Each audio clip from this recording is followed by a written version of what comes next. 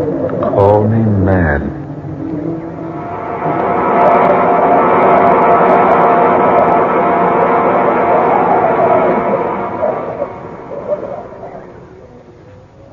Dr. West, will you please close the door? Certainly, Dr. Terhune.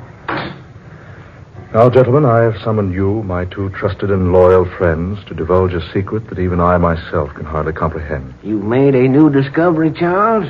A discovery? Yes.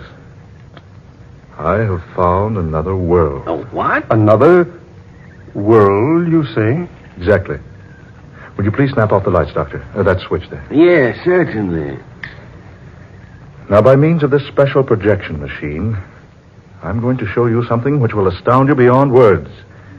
I must ask you to remain perfectly still throughout this demonstration. As the picture I'm about to show you progresses, I will explain in detail just what I have done. Now, first of all, to start the machine. Now, observe this picture I've taken on color film. A picture of the new moon. Now, you will notice that the camera has picked up a single ray of the moon. It's focused up on a wall, whereon dances a single tiny moonbeam. The camera approaches the moonbeam. Closer. Closer. Still closer. And then the special film in my camera reaches the lens. The scene changes. Dr. Smith. Gentlemen, please. Now, you see here my other world. My world within a moonbeam, taken upon special color film of my own invention. Film that is constructed to pick up objects within the very atoms. Objects smaller, that is, than atoms themselves. And notice, please, the coloring of this other world within a moonbeam. See the hills, the plains with their red grass, their red-leaf trees. Notice that tiny stream at the left, a vivid orange. Notice the yellow of the tree trunks, the orange-colored sky, and the deep blue sun. Amazing. The film ends quickly now, but first a rare sight is in store for you. Now watch closely. There. A man. But what sort of creature is that he's riding? I don't know. You will notice the animal approaches the small stream, wades quickly through it, and vanishes from the camera's sight. And as he vanishes into the distance, the film ends. Amazing. Astounding. Unbelievable. The lights, if you please, Doctor. Oh, yes, of course. Look here, Terhune. Is this a camera trick? Absolutely not. I have shown you what actually exists within certain, or possibly all, moonbeams. Well, what's your theory, Doctor? That all creation consists of worlds within worlds. Who can say that our world is not contained within some still larger one? And that within another, and that still within another, and so on. The thought suddenly becomes overwhelming. Yes, doesn't it? To think that all around us, within even such tiny substances as the atoms themselves, under our feet, overhead, on all sides, are worlds of which we are unaware. Yes, if only there were some way to visit those other worlds. Ah, Dr. West. That is the point. We can. Good heavens, man. You mean you... Yes, just what do you mean? Gentlemen, I plan to enter that world in the moonbeam. Impossible. I don't like to say so, Charles, but aren't you overlooking the laws of dimension, the general medium, laws of nature that are so obvious? Not only that, Terhune, but aren't you appearing a little ridiculous on the face of things? I do not expect you to be convinced until you have seen. We in our profession are not inclined to take such things as we are speaking of for granted. Then let's not waste words, my friends. I propose to convince you beyond all possible doubt. Well, I have no objection to being convinced. Nor I. Though I really believe Terhune has let his imagination win the upper hand. Now, we shall see. Now, here, gentlemen, on this table, you see what looks like an Eskimo igloo, made of crystal clear glass with an opening at one side at the base, much like an entrance to an igloo or tent. Yes, it's about 10 inches high and about 8 inches in diameter. Now, when we extinguish the lights here in this room, and when that curtain is drawn from the window over there, The moonbeam in question will be centered directly through that little glass case. You want us to assist you? Exactly. But what do you intend to do? Well, I have here a number of small capsules filled with a potion whose base consists mostly of radium. What is this preparation? A substance which will cause animal matter to decrease itself many millions of times. In other words, you think it'll make you become smaller. Precisely. But small enough to enter the realm of a single atom? I hope so. Well, have you tried this concoction? Only on animals. First on rabbits and rats. And just yesterday I sent a dog into the world of atoms. But granting such a feat is possible, don't you think your clothes would also shrink with you? Well, I have found that any object in contact with the animal matter, at the time the capsule is consumed, will be caused to shrink in proportion with the animal matter itself. I found that out yesterday when I failed to remove the dog's collar. But suppose you consume too great a quantity of the potion. I have an equalizer, another mixture which will counteract the first capsule. By taking particular amounts of it, I can stop the reaction of the capsule, and then, having stopped it by taking another dose of the stabilizer, or equalizer, I can increase my size again. This is all very extraordinary. I plan to be gone quite some time. I'm asking you two to watch over this little glass case for a 4-day period. You can count on me, Terhune. And on me. Good. Now I shall take a capsule. I will begin to grow almost immediately. When I've reached about 2 feet in height, I want you, Dr. Smith, to bend down to the floor and pick me up and place me on this table here, beside this little glass case, putting me directly in front of the opening or door of the case. Is that clear? Quite, yeah. Good. Gentlemen, my hand. Good luck, Charles. Smith? We'll follow your instructions carefully, Doctor. Good. I knew I could count on you two. Now the capsule.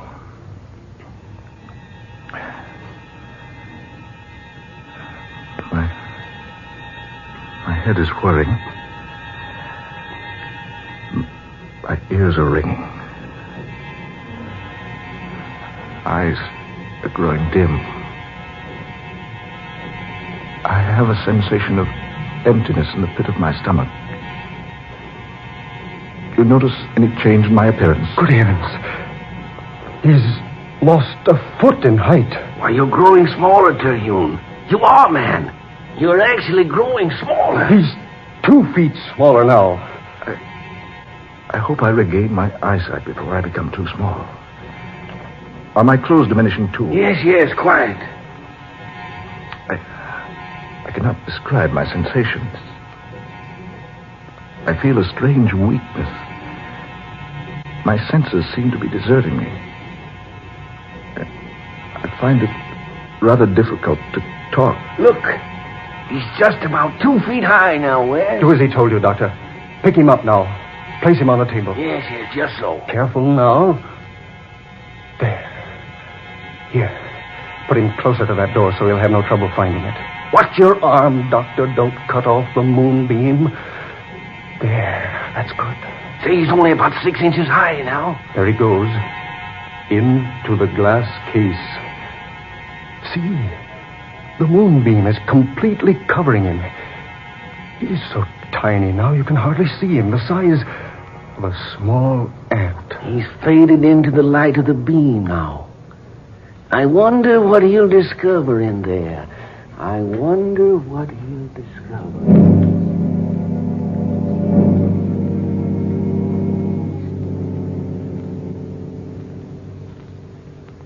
At last, I'm here in another world.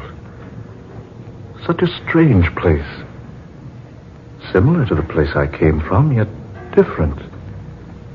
Trees, yet with leaves of brilliant scarlet and yellow bark.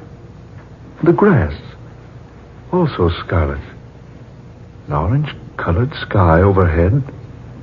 A sun of dazzling blue. And the water in the little stream over there. Not blue, but orange. Yes, the colors, all different. But everything else correspondingly the same. Why do you speak so strangely? Oh, I beg your pardon. I thought I was alone. You must be a foreigner. Otherwise you'd know you're in the king's gardens, and they're quite private. I'm so sorry. Yes, I am a foreigner. If you'll forgive me, I'll leave at once. Oh, no, please. It is our custom to treat foreigners in a friendly manner, and so I bid you welcome. I am the Princess Elena. A princess? Yes, daughter of King Londelier. Surely you've heard of me. No, Princess, I've not. But surely. My father rules the world with kindness and justice, and everyone knows him for his goodness. Princess, will it frighten you if I tell you something? Something most strange. I think not, sir. For you yourself are most strange. Your clothing, the colors, not in the least ordinary, and your features are so different. Princess Elena, my name is Charles Terhune. I'm a citizen of the United States of America. America? I know the world quite well, but never have I heard of America. That is why I fear I might frighten you, Your Highness. You see, America is not in this world. It is in another. You're from another world? Exactly. You see, I am a scientist in my own universe. I discovered your world here, so I found a way to come to visit you. Why, you don't seem at all surprised. No. Why should I be surprised? We've expected you for a long time. Me? Well, not you exactly, but someone. What do you mean? Our scientists have known for many years that other worlds besides ours exist, but they've never been able to discover a method of entering one of them. We've been hoping someone from beyond would find a way here. Amazing. That is why I asked if you were a foreigner. Since my father rules the entire world, naturally a foreigner could only be from another world. This absolutely astounds me. Princess, I must speak to your scientists. Oh, this is so wonderful. The people of our world seem much alike, save in a few minor respects. We look alike, talk alike. We've often wondered how much we would be like the people from beyond. Take me to your scientists, Princess. I must see them. I'll gladly take you to them. But first, I must warn you. You're in great danger. Danger? Our world is doomed. We're falling victims to a strange malady, which none of our doctors or learned men can overcome. It is slaying our people by the thousands. A plague? Yes. A mysterious disease. One we've never encountered before in all history. If you would save yourself, use whatever method you have and return to your own world before it's too late. One moment. Princess, will you take me to your father? I don't know why I say this, but perhaps I can help. Oh, no. No, save yourself. I beg of you. Do not remain here to perish. Please, Princess. At least allow me to try to help. You're either very brave or very foolish. Brave or foolish, take me to your father. Very well. But he will only warn you, as I have done.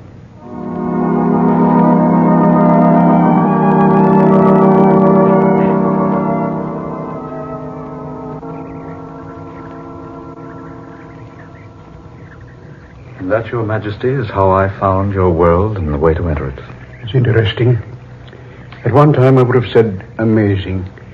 But with our discoveries of other worlds around us, it's now only interesting. I've warned Dr. Terhune to return to his own universe before he falls victim to the plague. Yes, my son, you must. But I would like to help. I'm a doctor where I came from. Perhaps I could do something. I fear it is useless. Our most brilliant physicians are powerless to even make a diagnosis, much less a cure. But I have a knowledge from another world, Your Majesty. That's true, Father. He found a way of reaching us, while we here have been unable to reach the other places beyond. Yes, daughter. You reason wisely. Please, Your Majesty, permit me to see some of the victims. I can't return home until I've at least made an attempt to help you. Very well. As you wish. Come with me. My son lies dying in a room above. I will permit you to examine him.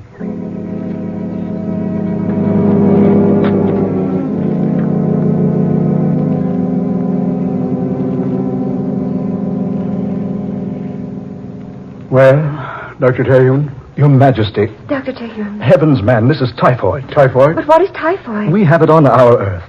Well, tell us, do you know the cure? Yes, Your Majesty, I do. Take me to your nearest medical laboratory. We must prepare a serum, huge quantities of it. And we must send it to all parts of the world immediately if we're to save your people.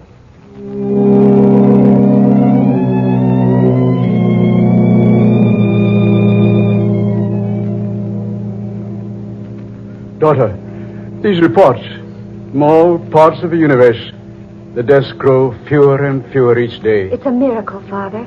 And Charles Terhune has saved us all.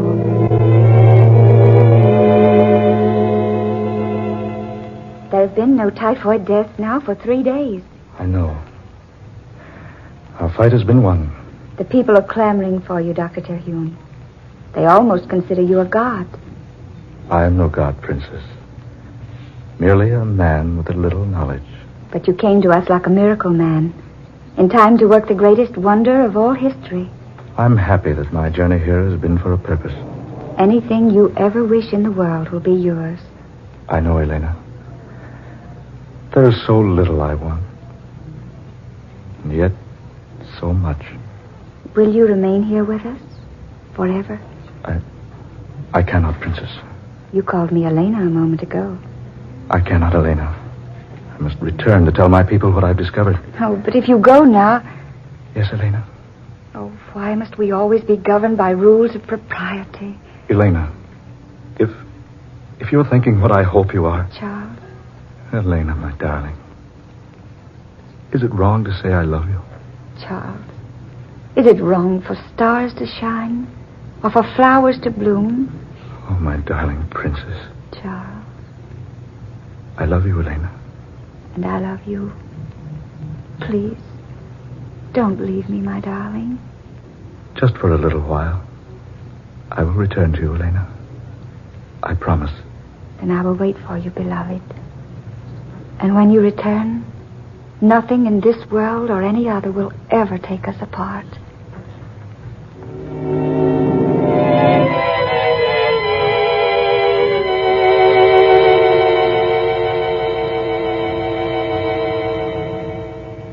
It's past his time, almost 4 days. Look, a moment there in the moonbeam, see? No, Yes. Look, he is coming back. See, there, he's out of the glass case on the tabletop. He's growing rapidly, West. You better place him down on the floor. Look, larger and larger. This is perfectly astounding, man. I wonder what his adventures have been. Dr. Terhune. Can you hear me, Dr. Terhune? He's almost 4 feet tall now. Can you hear me, Doctor? Water. Some water, please. Water, West. West, quickly. Over there in that goblet. Yes, just one moment. Here we are. He's all right now. Full size again. Here, Terhune. Drink this. Yes. Thanks. Oh, that's better. Are you all right, Terhune? Yes, quite all right, thank you. Gentlemen, I have had the strangest experience imaginable. I have visited a world that's amazing and wonderful. Tell us about it. Yes, I will. When I became small enough to enter the moonbeam, I found myself in the exact spot you two saw in the picture I displayed for you. I did not know which way to go, naturally, but after a moment I heard someone speak to me.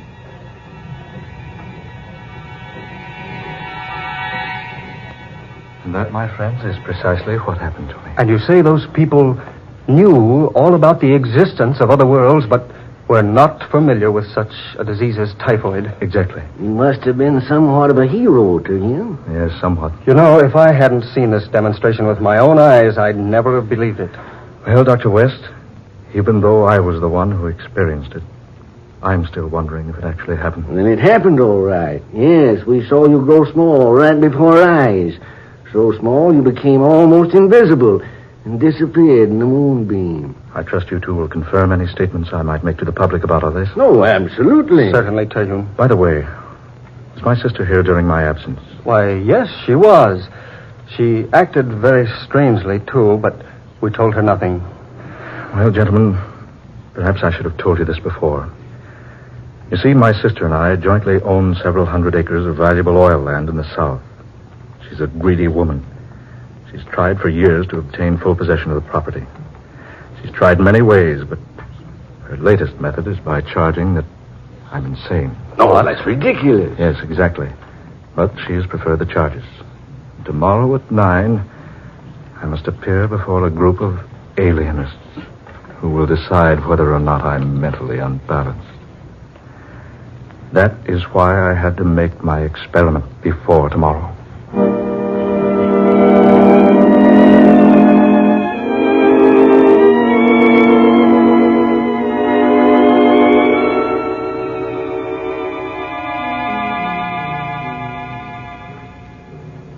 Dr. Terhune, you've been carefully examined by this impartial and experienced board of alienists at the request of your sister.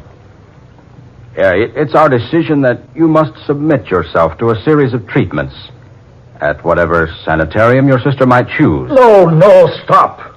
This has all been so irregular, so unfair. You think I'm mad? Well, the story I have told you is true. I can prove everything I've said. Please, Dr. Terhune. My two friends, Dr. West and Dr. Smith. Ask them. Why haven't you let them testify for me? They saw it. They'll tell you everything I've said is true. One moment. Yes? Oh. Yes, he's here with me now. I see. Yes, all right. I'll tell him. I'm sorry, Dr. Terhune. I'm afraid I have bad news for you. Doctors West and Smith were to have testified in your behalf. But I've just received word that they were both killed a few moments ago in an automobile accident.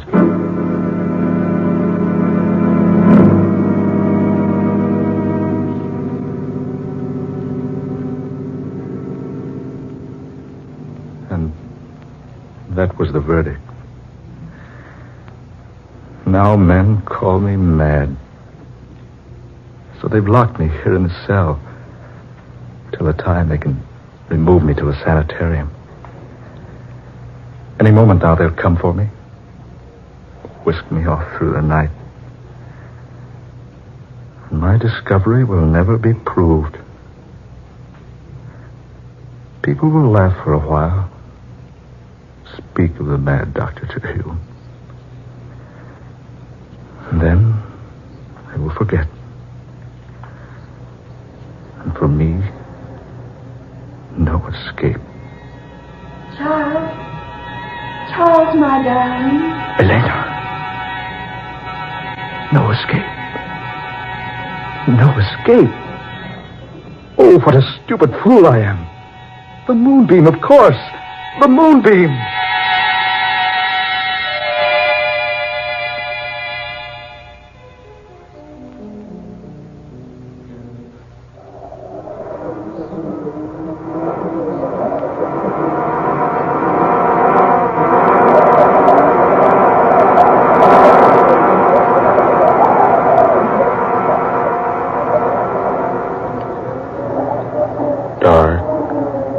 Fantasy.